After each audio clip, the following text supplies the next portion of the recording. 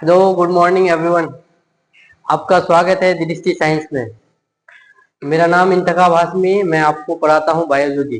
ठीक है, हम लोग बायोलॉजी का 3 लेक्चर देख चुके हैं। चैप्टर का नाम है पुष्पी पादपों में लैंगिक जनन, क्लास 12 का चैप्टर है।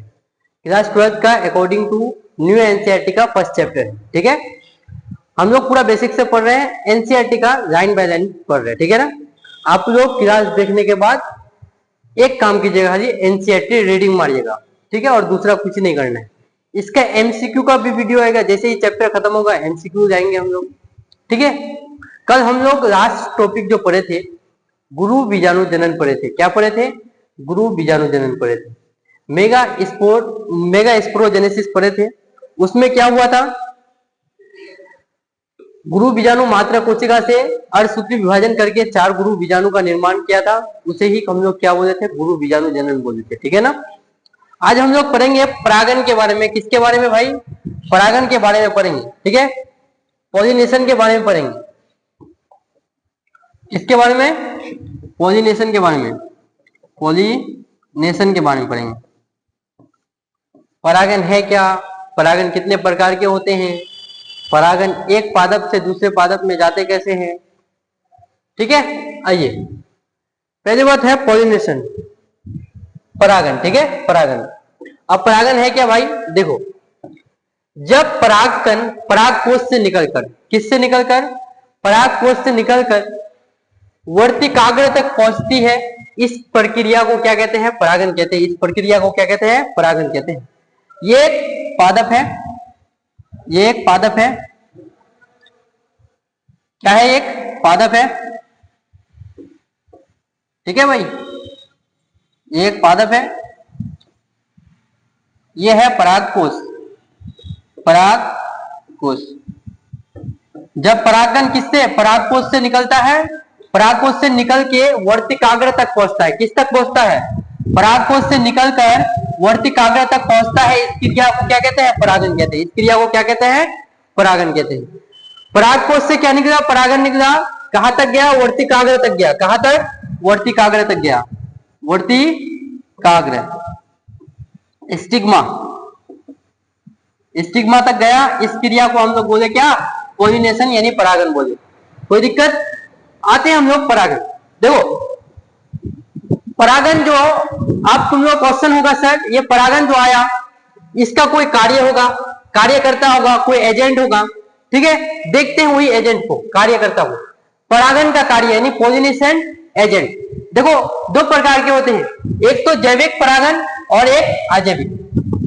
ठीक है, बायोटिक पॉलिनेशन और अबायोटिक पॉलिनेशन। ठीक है, बायोटिक यानी जैविक में क्या होगा? जीवित जीव होगा, जिसमें जान होगा, सजीव होगा। ठीक है, और अबायोटिक अजैविक में क्या होगा? निर्जीव होगा। ठीक है, देखो देखो, कीट जैविक में आ जाएगा, पक्षी, पक्षी द्वारा परागन हो जाएगा, चमगादड़, निबेट्स, घोंगा, चींटी, ये जो होगा जैविक में होगा, बायोटिक पॉलिनेशन में होगा। और अजैविक यानी हवा, विंड और वाटर यानी जल, जल द्वारा परागन, इससे भी होता है। यानी ये क्या है? हम लोग का एजेंट है। क्या करता है? एक जगह से दूसरे जगह परागन को ले जाने में सहायता करता है, मदद करता है। इसलिए हम लोग क्या बोले? इसको एजेंट बोले, कार्यकर्ता बोले। ठीक है ना। अब देखिए, अगर जल के द्वारा परागन होता है तो हमको उसको बोलते हैं हाइड्रोफिली। क्या बोलते हैं? हाइड्रोफिली बोलते हैं। जल के द्वारा अगर परागन होता है उसको क्या बोलते हैं? हाइड्रोफिली। अगर हवा के द्वारा परागन होता है तो उसको बोलते हैं एनिमोफिली। क्या बोलते हैं? एनिमोफिली बोलते हैं, अगर हवा के द्वारा परागन होता है। अगर कीट के द्वारा होता है, इंसेक्ट के द्वारा होता है तो एंटीमोफिली। क्या बोलते हैं? एंटीमोफिली। अगर पक्षियों के द्वारा होता है, किसके द्वारा? अगर पक्षियों के द्वारा होता है तो ऑर्निथोफिली, और निथोफिली। ठीक है, अगर घोंगा के द्वारा होता है तो मेलेकोफिली। क्या बोलते हैं? Malacophily, malacophily. अगर चमगादड़ के द्वारा होता है स्लेप्टरोफिली। क्या? स्लेप्टरोफिली। अगर चींटियों के द्वारा होता है परागन तो उसको बोलते हैं मार्मेकोफिली। क्या बोलते हैं? मार्मेकोफिली। याद रखना, यहां से क्वेश्चन बिहार बोर्ड में यानी बी में एक क्वेश्चन बनेंगे, इतना कंफर्म है। यहां से एक क्वेश्चन बनेंगे। जल द्वारा परागन हाइड्रोफिली, हवा द्वारा परागन एनिमोफिली, कीट द्वारा परागन एंटीमोफिली, और पक्षियों द्वारा परागन ऑर्निथोफिली, घोंघा द्वारा परागन मेलेकोफिली, और चमगादड़ द्वारा परागन चिरेप्टोफिली, चींटियों द्वारा परागन मार्मेकोफिली। ठीक है, कोई दिक्कत? आते हैं आगे। ठीक है, देखो परागन के प्रकार देखते हैं। परागन यानी टाइप्स ऑफ पॉलिनेशन। परागन कितने प्रकार के होते हैं ये देखते हैं। परागन ना भाई 3 प्रकार के होते हैं। कितने प्रकार के? 3 प्रकार के। सजात पुष्पीय परागन, एक होता है स्वपरागन और एक होता है परपरागन। सजात पुष्पीय परागन को हम लोग बोलते हैं जेटेनोगेमी। क्या बोलते हैं? जेटेनोगेमी। वही स्वपरागन को बोलते हैं सेल्फ पॉलिनेशन। क्या बोलते हैं? Self pollination. और परपरागन को बोलते हैं हम लोग क्रॉस पॉलिनेशन। क्या बोलते हैं? Cross pollination. ठीक है भाई, ये हम लोग के पास परागन के प्रकार, टाइप्स ऑफ पॉलिनेशन 3 प्रकार के हैं। जेटेनोगेमी, सेल्फ पॉलिनेशन, क्रॉस पॉलिनेशन। ठीक है, याद रहेगा परागन कितने प्रकार के होते हैं? 3 प्रकार के। सजात पुष्पीय परागन, क्या? सजात पुष्पीय परागन, स्वपरागन और परपरागन। अब बोलोगे सर ये सजात पुष्पीय परागन क्या है, स्वपरागन क्या है और परपरागन क्या है? आइए इसको हम लोग बारीकी से एक इमेज में समझेंगे। एक इमेज में समझेंगे कि सजात पुष्पीय परागन क्या है, स्वपरागन क्या है और परपरागन क्या है। ये इमेज में आओ भाई, ये इमेज देखो। ठीक है, इमेज है, ये एक पादप है और ये पादप है। ठीक है, 2 पादप है। ये 2 पादप में हम लोग तीनों को आराम से समझ जाएंगे। ये है बी, ये है ए और ये है सी। ठीक है, ये तीनों पादप में हम लोग क्या करेंगे भाई? आराम से समझ जाएंगे सजात पुष्पीय परागन, स्वपरागन और परपरागन को। ठीक है, आइए देखते हैं। देखो भाई, जब परागन एक पादप से निकलकर, देखो परागन कहां से निकलता है? परागकोश से निकलकर उसी पुष्प के वर्तिकाग्र तक जाता है। परागन परागकोश से निकलकर एक ही उसी पुष्प के वर्तिकाग्र तक जाता है, तो उसको हम लोग क्या बोलते हैं? स्वपरागन बोलते हैं, सेल्फ पॉलिनेशन बोलते हैं। ठीक है, यानी ये क्या हो जाएगा हम लोग के पास? ये हो जाएगा स्वपरागन। क्या होगा? स्वपरागन यानी सेल्फ पॉलिनेशन, सेल्फ पॉलिनेशन। ठीक है भाई, अब देखो ये एक पादप है, ये क्या है? एक पादप है। ठीक है, ये एक पादप है। जब एक पुष्प का परागन उसी पुष्प के यानी उसी पादप के अन्य पुष्प तक, ये एक पादप है, इस पुष्प देखो इसके परागकोश से उसी पादप के अन्य पुष्प के वर्तिकाग्र तक जाता है, तो इस क्रिया को हम लोग क्या बोलते हैं? सजात पुष्पीय परागन। पादप एक ही है लेकिन पुष्प अलग है। अगर एक ही पुष्प होगा तो स्वपरागन, और पादप एक ही और पुष्प अलग होगा तो सजात पुष्पीय परागन। और दूसरा, एक पुष्प का परागन दूसरे पुष्प के वर्तिकाग्र तक जाता है, तो उसको बोलते हैं हम लोग परपरागन, क्रॉस पॉलिनेशन बोलते हैं। ठीक है, समझते हैं। देखना सजात पुष्पीय परागन क्या है, इसका हेडिंग दिया हुआ है सजात पुष्पीय परागन का। देखो सजात पुष्पीय परागन, जब पुष्प के परागन, ठीक ना, जब पुष्प के परागन उसी पादप के अन्य पुष्प तक, ये एक पादप है, ये एक पादप है भाई, ये क्या है? एक पादप है। ठीक है, इसमें ना एक पुष्प यहां है और एक पुष्प यहां है, एक पुष्प यहां है, एक पुष्प यहां है, यहां से यहां आ रहा है। यानी एक ही पुष्प का परागन उसी पुष्प के अन्य यानी उसी पादप के अन्य पुष्प तक जाता है, उसे क्या कहते हैं हम लोग? सजात पुष्पीय परागन कहते हैं। ठीक है, यहां देखो ये एक पुष्प है, इस पुष्प का परागन इसी पुष्प के वर्तिकाग्र तक जाता है, इसी पुष्प के वर्तिकाग्र तक जाता है, तो हम लोग इसको क्या बोलते हैं? स्वपरागन बोलते हैं।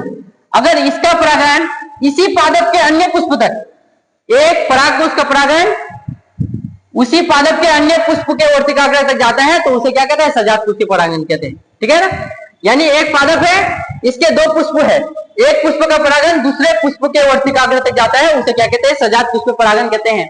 उसे क्या कहते हैं? सजात पुष्प परागन कहते हैं। समझ में आया? कोई दिक्कत सजात पुष्प परागन में? ठीक है, आते हैं स्वपरागन। देखो स्वपरागन क्या है, मैं बोला एक पुष्प का परागन उसी पुष्प के वर्तिकाग्र तक जाता है, उसी पुष्प के वर्तिकाग्र। ये क्या है? पुष्प है, ये एक ही पुष्प है। क्या? एक ही पुष्प है। इस पुष्प का परागन कहां से? एंथर यानी पराग कोश से, पराग कोश वर्तिकाग्र। ठीक है, इसको क्या बोलते हैं? वर्तिकाग्र बोलते हैं। ठीक है, इसको बोलते हैं स्टिग्मा, स्टिग्मा यानी वर्तिकाग्र स्टिग्मा। ठीक है, और ये क्या हम लोग का पास परागन है।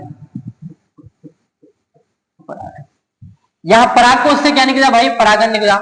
परागकोश से परागन निकल के कहां तक जा रहा है? वर्तिका, उसी पुष्प के वर्तिकाग्र तक जाता है, तो उसे क्या कहते हैं? सेल्फ पोलिनेशन कहते हैं। डेफिनेशन लिख पाओगे? कोई दिक्कत नहीं। एक पुष्प का परागन उसी पुष्प के वर्तिकाग्र तक जाता है, इस क्रिया को हम लोग स्वपरागन कहते हैं। ठीक है, इस क्रिया को हम लोग स्वपरागन कहते हैं।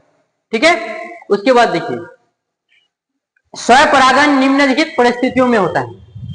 अब इसमें कितने अनुकूल परिस्थितियां, यानी स्वपरागन के लिए क्या क्या अनुकूल परिस्थितियां होनी चाहिए वो देखते हैं।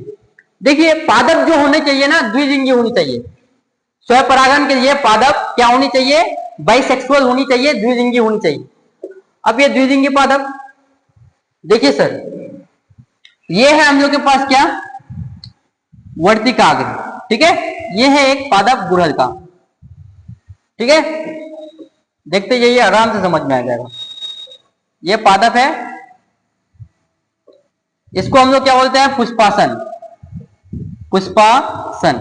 अगर आप ये सब नहीं जानते हैं तो फर्स्ट वीडियो देखना, सेकंड वीडियो भी और थर्ड वीडियो भी देख लीजिए। आप तीसरा वीडियो में, चौथा वीडियो में तब आइए, आपको और भी मजा आएगा पढ़ने में। ठीक है, मेरा तीनों वीडियो छोड़ा हुआ है, जाके आप सर्च मारिएगा पुष्पी पादपों में लैंगिक जनन इंतखाब हाशमी, आ जाएगा मेरा वीडियो। ठीक है, देखिए ये हो गया।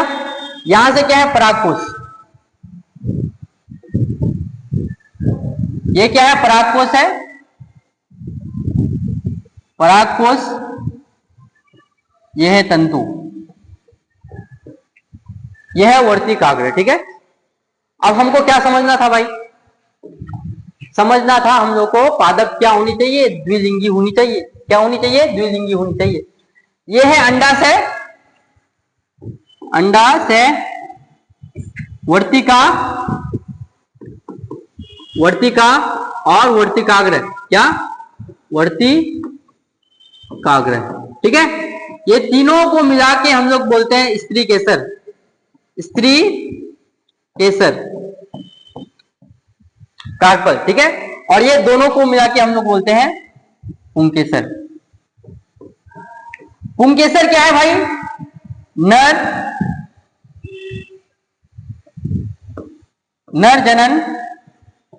जनन भाग है। ठीक है, वो स्त्री केसर क्या है भाई? मादा जनन भाग है। क्या है? मादा जनन भाग है, मादा जनन भाग है। यानी यहां नर भी मिल रहा है और मादा भी मिल रहा है। नर और मादा मिल रहा है, तो देखिए भाई यहां से परागकोश निकला, यहीं तक न जाएगा। यानी स्वपरागन में क्या होनी चाहिए? पादप द्विलिंगी होने चाहिए। अगर मैं यहां सिर्फ पादप को एक लिंगी रखता हूं, अगर मैं यहां सिर्फ यहां से ये हटा देता हूं, परागकोश हटा देता हूं, यानी पुंकेसर को हटा देता हूं, तो पादप क्या हो जाएगा भाई? पादप एक लिंगी हो जाएगा। पादप क्या हो जाएगा? एक लिंगी हो जाएगा। अब पादप जो एक लिंगी होगा तो इसमें वर्तिकाग्र बचेगा। क्या बचेगा? इसमें बचेगा हम लोग का क्या? स्त्री केसर वाला भाग बचेगा। अब स्त्री केसर वाला भाग जो बचेगा भाई, तो उसमें क्या स्वपरागन हो पाएगा? स्वपरागन नहीं हो पाएगा। स्वपरागन का डिफिनेशन क्या है? एक पादप का परागन उसी पुष्प के वर्तिकाग्र, है ना, एक ही पुष्प का परागन उसी पुष्प के वर्तिकाग्र तक जाता है, तो उसे हम लोग क्या बोलते हैं? स्वपरागन बोलते हैं। यानी पादप क्या होनी चाहिए? स्वपरागन के लिए द्विलिंगी होनी चाहिए, बाइसेक्सुअल होनी चाहिए। क्या होनी चाहिए? द्विलिंगी होनी चाहिए। देखिए द्विलिंगी होनी चाहिए, एक ही पादप में नर और मादा लिंग मिलने चाहिए। ठीक है, पादप में, पुष्प में समकाल परिपक्वता पाई जानी चाहिए। अब बोलोगे से समकाल परिपक्वता क्या है? सम का मतलब जो होता है भाई, सम का मतलब देखिएगा, सम का मतलब जो होता है भाई सेम, क्या होता है सेम, और काल का मतलब क्या होता है टाइम, सेम टाइम। परिपक्वता का मतलब होता है मैच्योरिटी, मैच्योरिटी, ठीक है, यानी सेम टाइम पर क्या आनी चाहिए, मैच्योरिटी आनी चाहिए। किसको भाई, परिपक्वता पानी चाहिए, यानी द्विलिंगी पादप के दोनों नरलिंग और मादा लिंग यानी पुंकेसर और स्त्री केसर को सेम टाइम पर मैच्योरिटी आनी चाहिए। अब देखिए सर, ये हम लोग के पास पादप है, ठीक है, ये क्या है, पादप है, ठीक है सर, ये परागकोश, परागकोश तंतु, ठीक है। अब ये परागकोश से परागन कितना बजे निकला, 3 PM को निकला, ठीक है। इसको मैच्योरिटी कितने बजे आया, परिपक्वता इसमें परिपक्व कब हुआ, ये 3 बजे हुआ, लेकिन इसको परिपक्व होने में टाइम है। ये परागन यहां आके बैठ रहा है, लेकिन ये क्या अंकुरित नहीं कर पाता है, कौन, वर्तिकाग्र अंकुरित नहीं कर पाता है, क्योंकि उसमें अभी मैच्योरिटी नहीं आया है, क्या परिपक्व नहीं हुआ है वो, तो क्या स्वपरागन हो पाएगा, कभी नहीं हो पाएगा, क्योंकि परागन जब तक अंकुरित होगा ही नहीं, जब तक परागन क्या नहीं होगा, अंकुरित होगा नहीं, तब तक क्या स्वपरागन हो पाएगा, नहीं हो पाएगा, कोई दिक्कत नहीं। देखिए यहां से परागन आ रहा है, इसमें मैच्योरिटी नहीं है, इसमें परिपक्वता नहीं है। अगर मान लीजिए कि आप परागकोश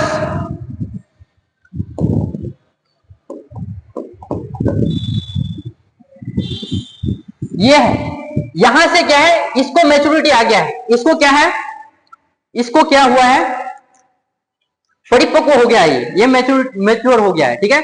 स्त्री केसर का वर्तिकाग्र भाग क्या हुआ है, मैच्योर हो गया है, स्त्री केसर का पूरा भाग क्या है, मैच्योर हो गया है, बट ये हम लोग का जो है मैच्योर नहीं हुआ है, क्या हुआ नहीं है, मैच्योर नहीं हुआ है। तो क्या ये परागन छोड़ पाएगा, परागकोश से परागन निकलेगा, नहीं निकलेगा।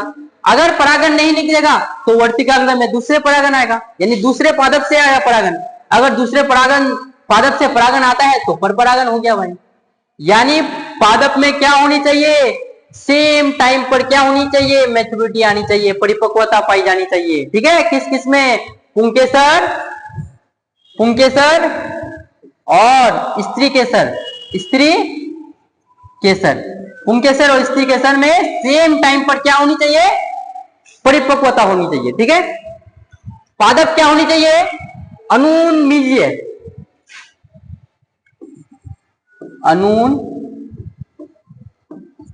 अनुन्मील्य, अनुन्मील्य पुष्प में स्वपरागन होता है। आप बोलोगे से कि अनुन्मील्य पुष्प क्या है, अनुन्मील्य पुष्प क्या है, ठीक है भाई। देखिए अनुन्मील्य पुष्प क्या है, ये देखिए, यह एक परागन पादप है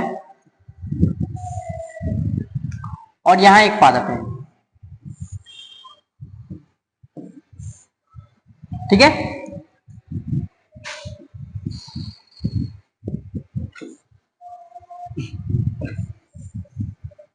ये एक पादप है, एक पादप।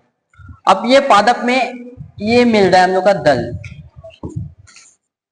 क्या है, पेटल, और यहां देखिएगा ये एक पादप है हम लोग का, पादप है भाई, ये पादप है, और इसमें जो दल मिल रहा है ना भाई, वो दल क्या है, खुला हुआ दल, क्या है, खुला हुआ दल, क्या है, खुला हुआ दल है।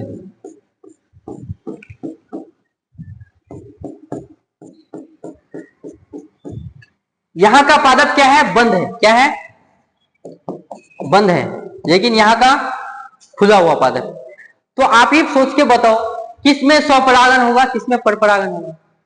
भाई यहां क्या है, ढका हुआ पादप है, इसमें क्या है, आवरण चढ़ा हुआ है, क्या है, आवरण चढ़ा हुआ है, तो इसमें कोई बाहरा परागन आ पाएगा क्या, नहीं आ पाएगा। अगर बाहरा परागन नहीं आ पाएगा तो क्या होगा, सेल्फ पोलिनेशन होगा, स्वपरागन होगा। अब इसमें क्या बाहरा परागन आ पाएगा, क्योंकि इसमें क्या है, बंद है, ये खुला हुआ है, क्या दल खुला हुआ है, इसमें बंद है, यानी अनुन्मील्य का मतलब क्या, बंद पादप, क्या पादप, बंद पादप। पादप कैसी होनी चाहिए? बंद होनी चाहिए, बंद होनी चाहिए। ठीक है, उसी को हम लोग क्या बोलते हैं? अनुमीलिय पुष्प कहते हैं। पुष्प कैसी होनी चाहिए? अनुमीलिय होनी चाहिए। पहला हम क्या देखे? पादप द्विलिंगी होनी चाहिए। उसके बाद पादप में पुष्प में समकाल परिपक्वता आनी चाहिए, यानी ये दो लिंग जो मिलेगा, नर और मादा, नर और मादा, ये नर और मादा को क्या करनी चाहिए? सेम टाइम में क्या आनी चाहिए? मैच्योरिटी आनी चाहिए, सेम टाइम पर मैच्योरिटी आनी चाहिए। अनुमीलिय पुष्प में स्वपरागन होता है। पादप क्या होनी चाहिए? आवरण से ढकी होनी चाहिए। ठीक है, पादप क्या होनी चाहिए? आवरण से ढकी होनी चाहिए। अब फिर पढ़ते हैं आगे। आगे है हम लोग का स्वपरागन के लाभ, एडवांटेज ऑफ सेल्फ पॉलिनेशन। स्वपरागन से हमें क्या लाभ होता है वो देखेंगे। देखो यह सरल होता है। देखिए अगर हम लोग स्वपरागन करते हैं, स्वपरागन करते हैं, यहां से यहां परागन भेजे, तो हम लोगों को कोई कार्यकर्ता चाहिए क्या? या हम जल के द्वारा भेजेंगे या कीट के द्वारा भेजेंगे? नहीं ना, नहीं भेज रहे हैं। अगर वही हम लोग यहां से एक पुष्प से परागन भेज रहे हैं कि ठीक है, ये पुष्प से क्या भेज रहे हैं? परागन भेज रहे हैं, ये पुष्प से परागन भेज रहे हैं वहां तक, तो हम लोग का सरल हो रहा है क्या? ये कठिन काम है ना। यानी स्वपरागन में क्या होती है? ये क्या होता है? ये इसमें हम लोग का एडवांटेज क्या है? ये सरल होता है, सिंपल होता है। ठीक है, कोई दिक्कत नहीं इसमें। परागन व्यर्थ नहीं होता है, इनकी कम संख्या की आवश्यकता होता है। अब भाई परागन हम लोग यहाँ भेज रहे हैं, यहां से यही भेज रहे हैं परागन, तो क्या व्यर्थ होगा? अब मैं अपना मतलब मेरे पास एक पुष्प है गुलाब का, और मेरा पड़ोसी के पास भी एक क्या है? गुलाब का पुष्प है। मेरा गुलाब का पुष्प से परागन वहां जा रहा है, तो वहां जा रहा है तो व्यर्थ तो होगा। अगर मेरा पुष्प का परागन मेरे ही पुष्प के वर्तिकाग्र तक जाता है, क्या वेस्ट होगा? नहीं होगा, वेस्ट तो होगा नहीं। तो इसमें भी हम लोग का क्या है? एडवांटेज है, लाभ है। ठीक है, पादप में संकर शुद्ध वंशक्रम बना रहता है, शुद्ध वंशक्रम बना रहता है, हानिकारक जीन जाति में नहीं आते।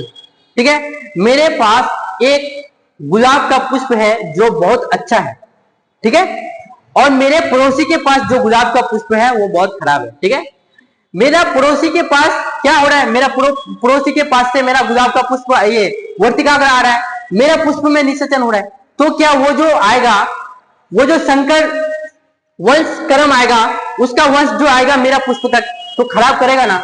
अगर मेरा पुष्प से मेरा ही पुष्प में वर्तिकाग्र जा रहा है, तो क्या मेरा पुष्प अच्छा था और मेरा पुष्प में जो वंश क्रम आएगा वो अच्छा ही आएगा। ठीक है, खराब तो आएगा नहीं भाई, खराब तो नहीं आएगा। यानी पादप में शुद्ध वंश क्रम बना रहता है, हानिकारक जीन जाति नहीं आते हैं। यानी मेरा पादप ठीक है, मेरा पादप ही जनन कर रहे हैं, तो उसमें हानिकारक जीन और नहीं आते। ठीक है ना। पुष्प को मकरंद स्रावित करने की आवश्यकता नहीं है। मकरंद का मतलब क्या है सर? ये देखिए इमेज देखिए, ठीक है, ये पादप है ना, इसमें क्या है? ये मकरंद है। क्या है? मकरंद है।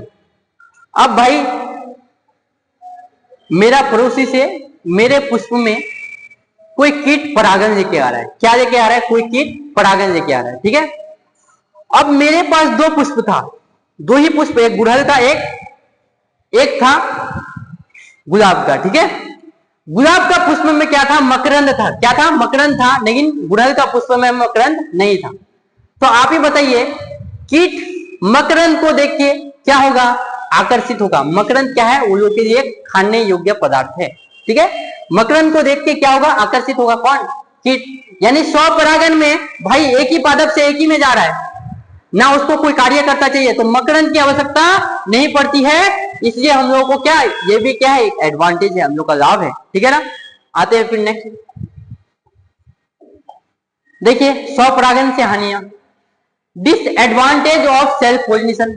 हमें क्या हानियां होती है? बीजों में संकर ओज का गुण कम कम होता है, यानी उसमें विभिन्नता ज्यादा नहीं पाया जाएगा। संकर ओज यानी एक ही जाति है तो उससे जाति से उसी जाति का बनेगा। ठीक है, ज्यादा जाति नहीं बढ़ेगा। ठीक है, संकर ओज का गुण कम पाया जाता है।